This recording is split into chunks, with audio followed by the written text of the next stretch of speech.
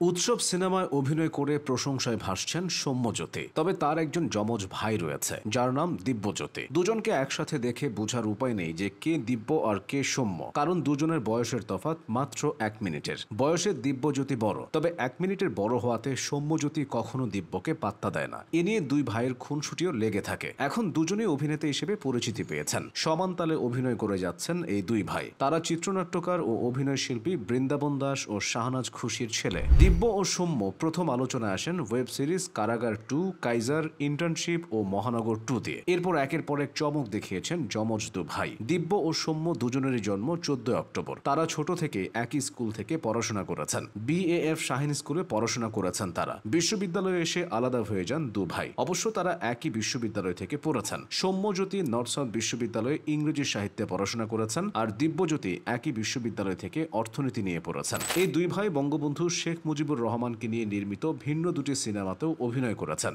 দুইজনই অভিনয় করেছেন বঙ্গবন্ধুর চরিত্রে। শ্যাম বেনেগালের মুজিব সিনেমায় অভিনয় করেছেন দিব্য, যেখানে তিনি বঙ্গবন্ধুর কিশোরকালের চরিত্রে উপস্থিত হন। আর মুশফিকুর রহমান গুলজার পরিচালিত টুঙ্গিপাড়ার দুঃসাহসী খোকা সিনেমায় নাম ভূমিকায় অভিনয় করেছেন সৌম্য। ছোটবেলায় অবশ্য অভিনয়ে জড়ানোর কোনো আগ্রহ ছিল না এই দুই ভাইয়ের। ছোট থেকে মা বাবার সঙ্গে শুটিংয়ে যেতেন তারা। এই যাওয়া আসাটাই তাদের অভিনয়ের হাতে খড়ি। তখন অবশ্য অভিনয়ের কিছুই বুঝতেন না তারা। বেশ লাজুক স্বভাবের হওয়ায় দু ভাই আলাদা করে নিজেদের মতো খেলা করতেন। সৌম্যজ্যোতি প্রথম অভিনয় করেন পাদুকা বিতান নামের একটি নাটকে। একদম শিশুকালে মাত্র ক্লাস 2তে থাকা অবস্থায় তিনি এই নাটকে অভিনয় করেন। নাটকে দুটি দৃশ্যে দেখা গিয়েছিল তাকে। নাটকটিতে অভিনেতা চঞ্চল চৌধুরীর ছোটবেলার চরিত্রে অভিনয় করেছিলেন সৌম্য। প্রথম পারিশ্রমিক হিসেবে সৌম্য পেয়েছিলেন 1000 টাকা। আর দিব্যজ্যোতি অভিনীত প্রথম নাটক ছিল সন্তান। তবে দিব্য তার প্রথম পারিশ্রমিক পান পাঠশালা নামের একটি ধারাবাহিক নাটকে অভিনয় করে। এই নাটকে অভিনয় করে পারিশ্রমিক হিসেবে দিব্য পেয়েছিলেন 10,000 টাকা। চেকটি এখনো যত্ন করে তুলে রেখেছেন তার মা শাহনাজ খুশি। মা বাবার সূত্রেই শৈশব থেকে গুণী পরিচালক ও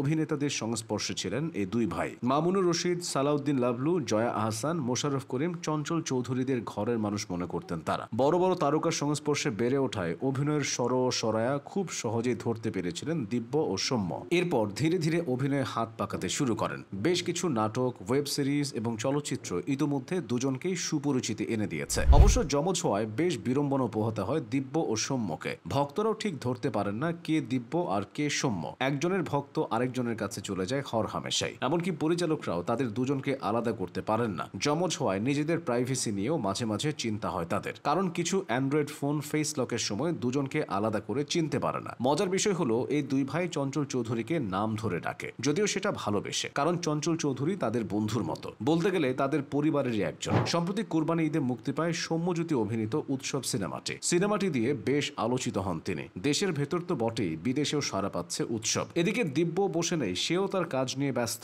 এভাবেই একত্রে আলো ছড়িয়ে যাচ্ছেন এই দুই যমজ ভাই।